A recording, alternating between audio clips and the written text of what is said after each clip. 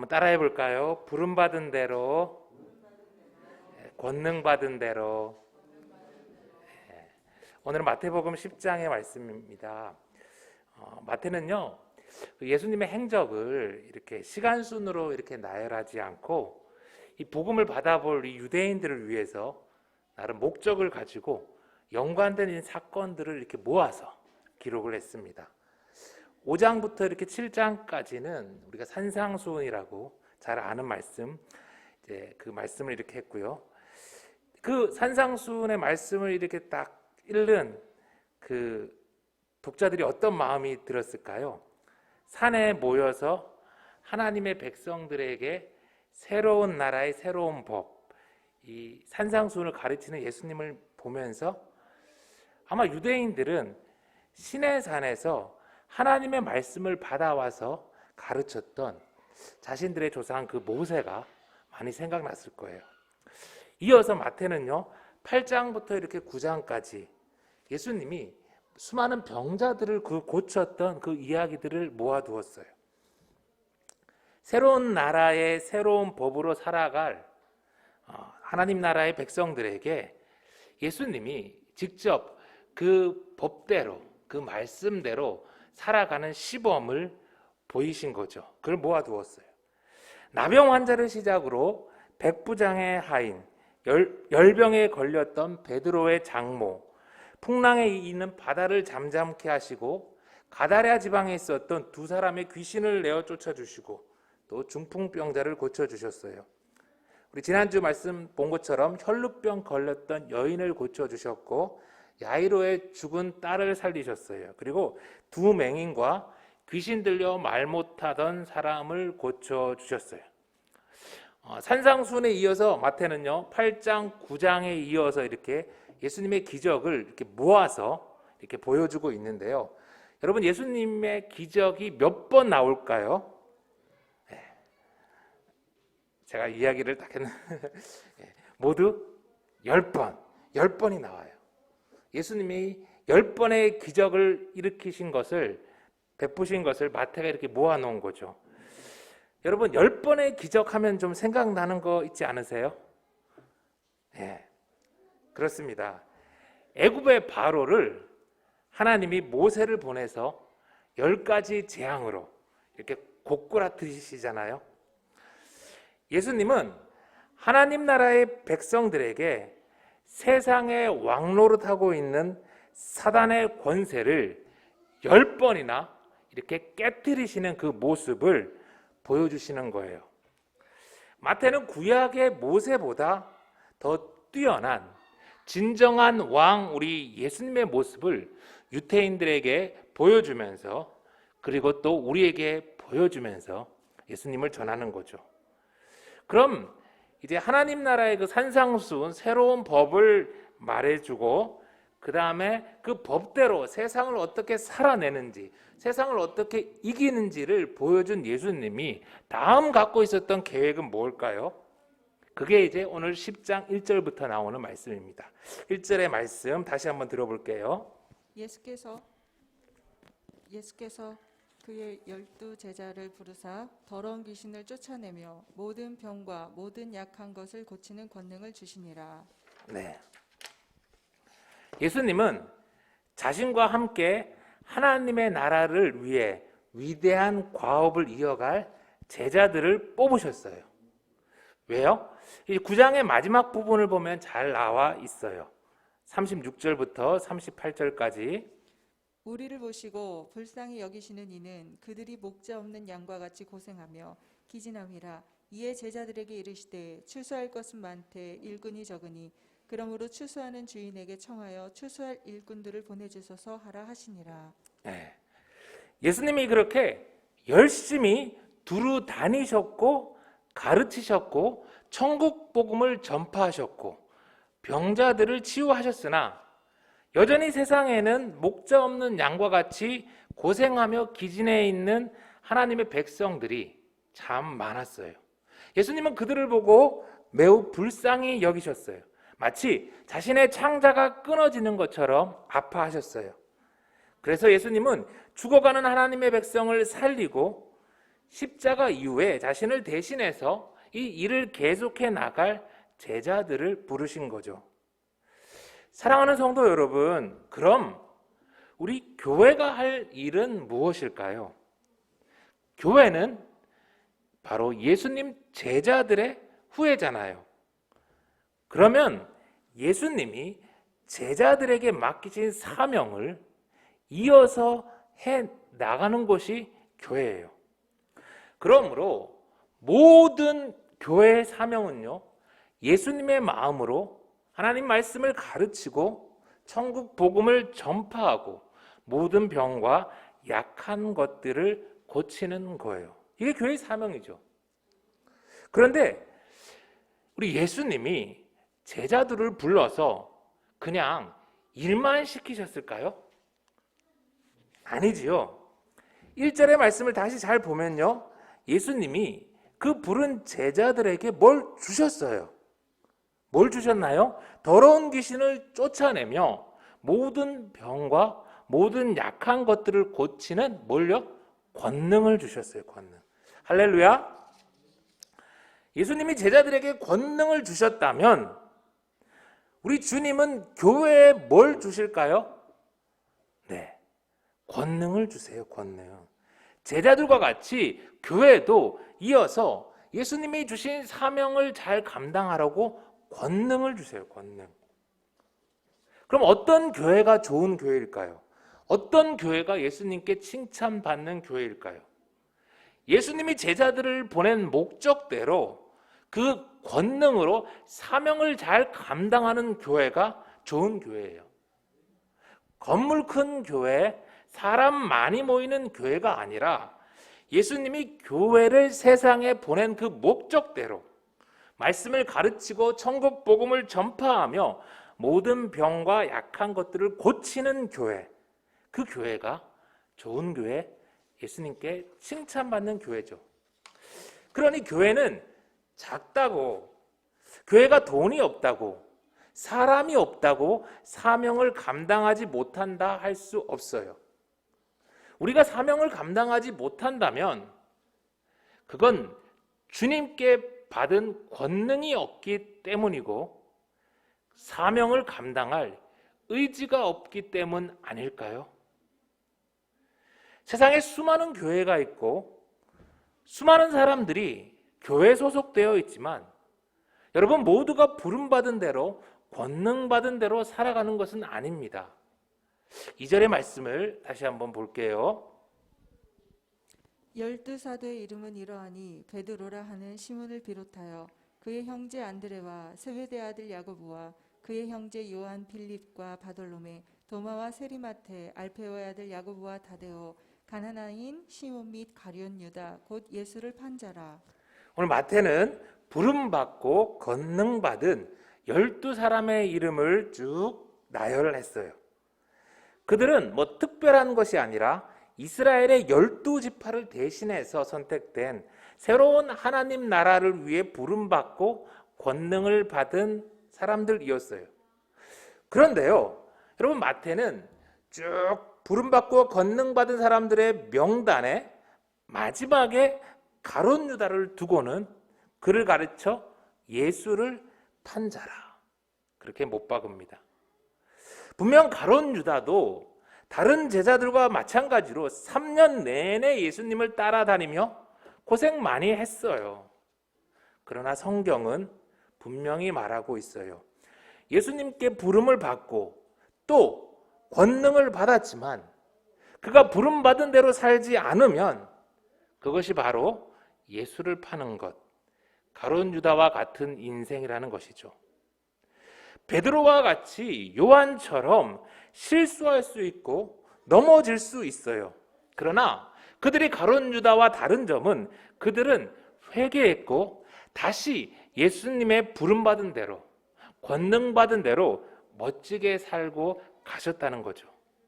사랑하는 성도 여러분, 우리 중에는 가룟 유다와 같은 이가 아무도 없길 간절히 바랍니다.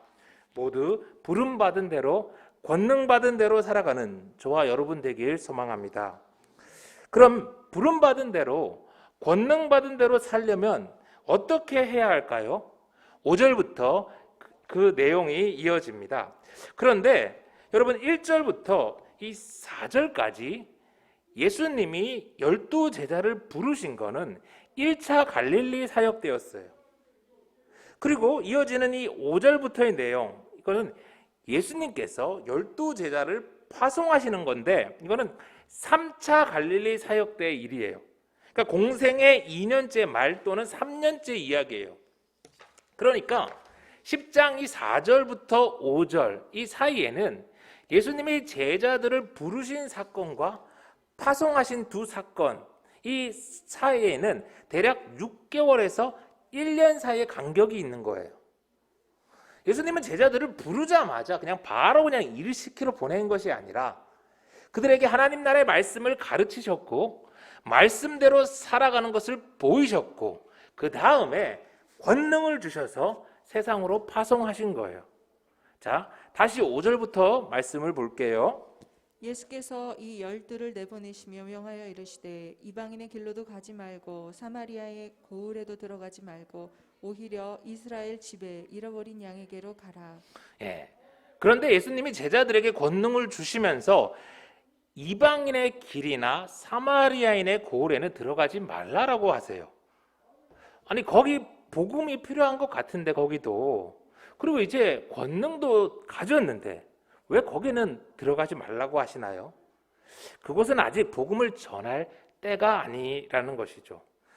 하나님은 예수님이 십자가에 죽으시고 부활 승천하신 이후에 성령을 보내셔서 성령 받은 제자들을 통해 그곳을 복음 전할 계획이 있으셨어요. 그리고 예수님에게는 남은 시간이 얼마 없었어요. 시간을 아껴야 했어요. 이제 공생애를 마치고 십자가의 죽으심으로 예수님은 인류를 구원할 그 대속의 사명을 완수해야 했어요. 그래서 예수님은 먼저 이스라엘의 잃어버린 양에게 가라고 하시는 것이죠. 성도 여러분, 다른 일들도 다 마찬가지지만 복음을 전할 때는 정말 지혜가 필요해요. 우리가 복음을 열심히 전해야 하지만 싸우면서 전할 수는 없어요. 힘으로 복음을 전해서도 안 돼요. 뱀처럼 지혜롭고 비둘기처럼 순결하게 평안의 복음을 전해야 해요. 이 말씀을 생각하면서 우리 주변을 한번 둘러보아요. 여러분, 요즘은 그 어느 때보다 우리 주변에 가난한 성도들이 많습니다. 여러분, 가난한 성도라고 들어보셨어요? 안 나가 성도의 반대, 가난한 성도. 가난한 성도는 교회에 지금은 실망해서 안 나가지만 아직 신앙을 완전히 포기하진 않은 그런 사람들을 칭하는 말이죠. 여러분, 우리가 교회가 그들을 모른 척하고 포기해서는 안 됩니다. 그들이 다시 하나님의 품으로 돌아올 수 있도록 교회는 노력해야 돼요. 그러면 그들이 먼저 하나님 품으로 돌아올 거고 그들이 또 다른 이방인들을 사마리아인들에게도 복음을 전할 거라고 믿어요. 여러분, 이제 7절을 다시 한번 보겠습니다. 가면서 전파하여 말하되 천국이 가까이 왔다 하고. 여러분, 제자들이 가서 전해야 할 것은 천국이 가까웠다는 소식입니다. 그러면 천국이 가까웠다는 것은 무슨 의미인가요? 예수 그리스도의 오심으로 우리 곁에 심판과 구원이 가까이 왔다, 임박했다는 말씀이에요. 죄로 죽을 수밖에 없는 우리 인생이 예수님 때문에 구원받게 되었고, 또 반대로 예수님을 믿지 않는 인생들에게는 심판의 날이 가까웠다는 말씀이죠. 제자들은요, 이 진리를 전해야 합니다. 그런데 종종 사람들은 나가서 천국이 가까웠다는 소식을 선포하는 것이 아니라 자기 교회 전하기 바빠요. 우리 교회 시설은 어떻고, 예배는 어떻고, 목사님은 어떻고, 주차장과 교회학교 시설은 어떻고, 들어보면 결국은 자기 교회에 오라는 것이죠. 여러분, 이건 예수님이 제자들에게 맡긴 복음 전파의 사역이 아니죠. 제자가, 그리고 그 사명을 이어받은 교회가 전해야 할 것은 천국이 가까웠다는 복음이죠. 예수님은 계속해서 부름받고 권능받은 제자가 어떻게 그 사명을 감당해야 될지를 말씀해 주십니다. 8절의 말씀, 병든 자를 고치며 죽은 자를 살리며 나병 환자를 깨끗하게 하며 귀신을 쫓아내되 너희가 거저 받았으니 거저 주라. 백혈병 환자들에게 꿈의 치료제라고 불리는 킴리아라는 약이 있어요. 스위스의 제약회사 노바티스에서 만든 약인데요. 한 번만 맞으면 재발해서 손을 쓸 수 없는 백혈병 환자도 한 번에 낫는 기적의 치료제라고 불리고 또 실제 효과를 나타내고 있어요.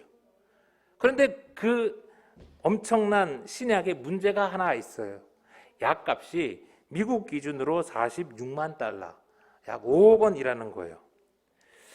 한 번만 맞으면 나을 수 있는데 5억 원이다 보니까 그동안 그 약값이 너무 비싸서 맞지 못하고 약값이 내리기를 기다리다가 죽은 그런 아이들의 소식을 들으면서 너무 마음이 아팠어요. 그런데 13일에 드디어 건강보험급여가 적용이 되기로 이렇게 결정이 되었대요. 그래도 여전히 약값은 수천만 원이지만 얼마나 감사한지 모르겠어요. 그런데 만약에 이런 꿈의 신약을 교회가 거저 준다고 한번 생각해 보세요.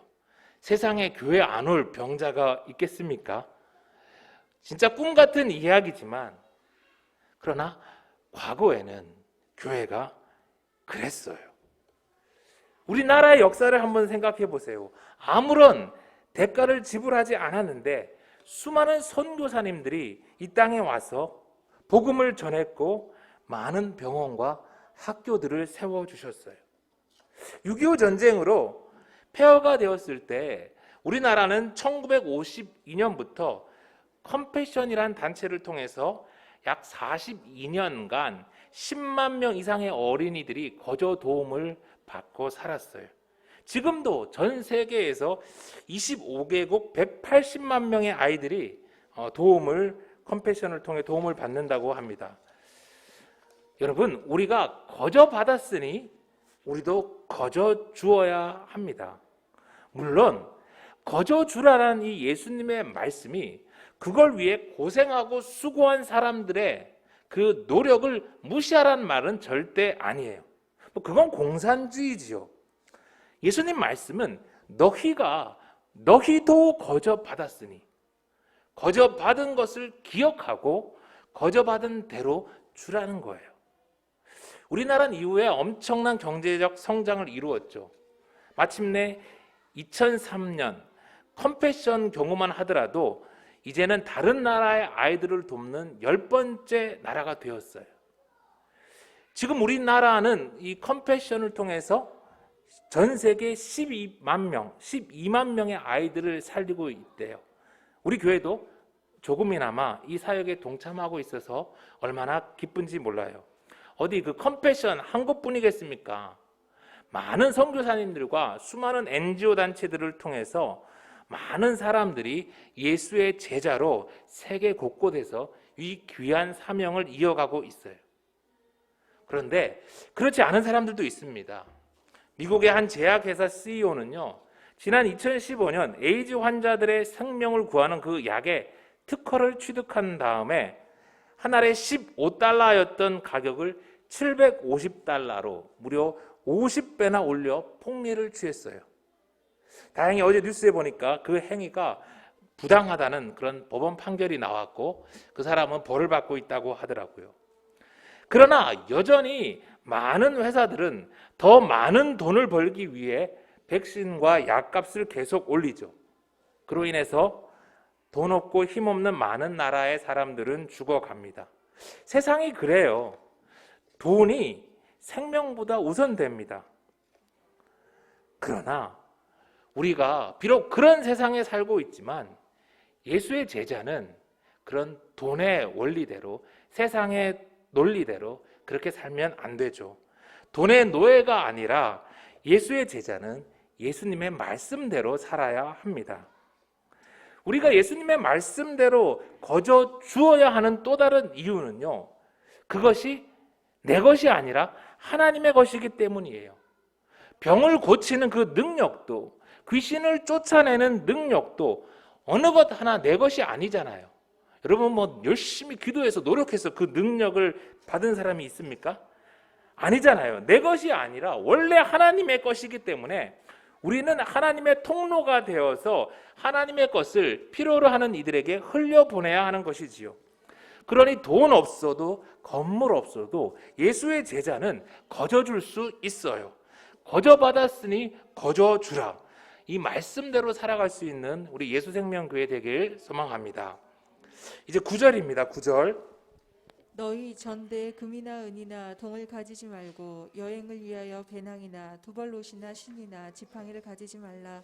이는 일꾼이 자기의 먹을 것 받는 것이 마땅함이라.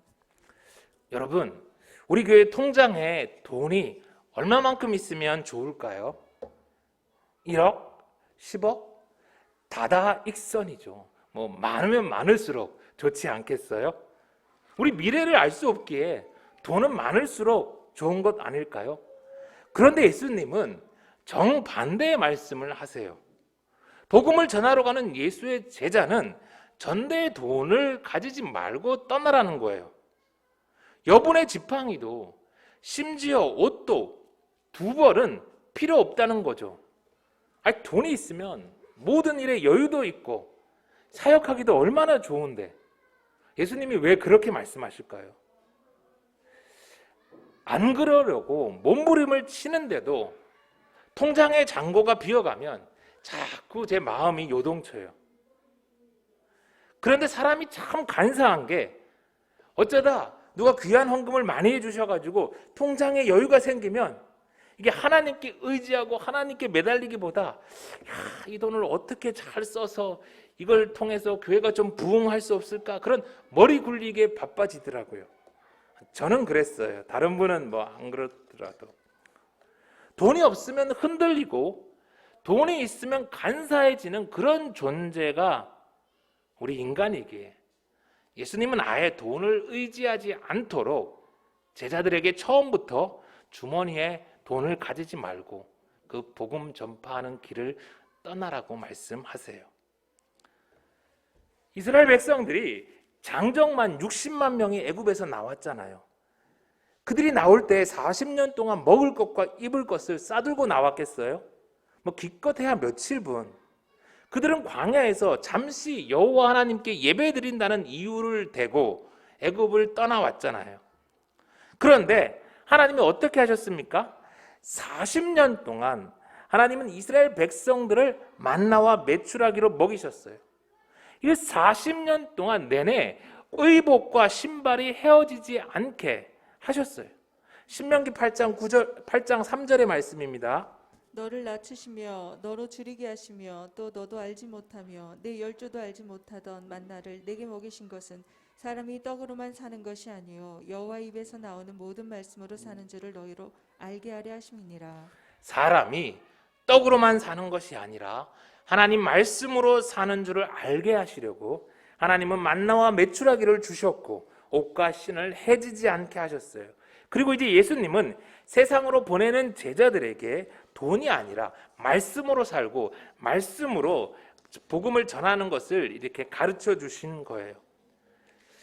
지난 5년을 돌아보며 정말 하나님은 예수생명교회를 통해 그렇게 일하셨어요. 어디는 몇 억, 어디는 몇십억씩 지원받고 교회를 시작하는데 예수생명교회는 교회 통장은 만들었는데 통장에는 통장 맞는다고 넣어둔 10,000원이 다였어요. 그렇지만 오늘 9절의 말씀대로 일꾼이 자기의 먹을 것을 받는 것이 마땅함이니라 하신 그 예수님 말씀대로 그동안 한 번도 돈 없어서 굶지 않았어요. 여러분, 저만 그럴까요? 아니에요. 하나님은 복음 전파하는 예수의 제자들을 다 그렇게 지키시고 은혜를 베푸십니다. 또 예수님은 제자들에게 여분의 지팡이나 두벌 옷도 금하셨어요. 왜요? 제자는 복음 전하는 일에 집중해야지. 차는 뭐 타고 갈까? 옷은 뭐 입고 다니지? 그런 것에 신경 쓰지 말라는 것이죠. 그래서 그동안 개척교회 목사, 양복 사입으라고 귀한 헌금을 보내주신 분도 있었지만 저는 그 돈은 복음 전파하는 데 쓰고 여름에 이제 푸른색 양복 하나, 겨울에 이거 하나 이렇게 번갈아서 그동안 계속 입고 있어요. 아직 헤어지지 않았으니 앞으로도 계속 옷을 입을 거예요. 예수님은 두 벌 가지지 말라 했는데 한국은 여름과 겨울에 온도차가 커서 이렇게 두 개를 이렇게 입는 것을 이해해 주실 거예요. 사랑하는 성도 여러분, 예쁘고 멋진 옷을 입고 싶은 욕구는 당연합니다. 안전하고 멋진 차를 타고 싶은 마음도 자연스러워요. 그래도 우리가 이왕 예수의 제자로 살기로 했다면 우리가 남에게 보이는 것보다 하나님이 보시는 내 중심의 아름다움을 가꾸면서 살아가요. 예수의 제자는 예수님을 닮아가는 사람들, 공생애 내내 예수님이 탄 것이라고는 예루살렘 입성할 때 탄 어린 나귀, 옷이라고는 십자가 위에서 찢긴 그 옷이 다였잖아요. 이제 말씀을 마칩니다. 주님은 저와 여러분을 예수의 제자로 부르셨고 오늘도 고생하며 죽어가는 이들을 향하여 보내십니다. 좋으신 주님은 우리를 그냥 보내지 않고 권능을 주셨어요. 그리고 우리의 앞길에서 그 길을 인도하시고 만드실 것입니다. 새로 시작된 2022년 돈 없다, 힘 없다 할 것이 아니라 부름받은 대로, 권능받은 대로 예수의 제자로 당당히 살아가는 저와 여러분 다 되길 간절히 소망합니다.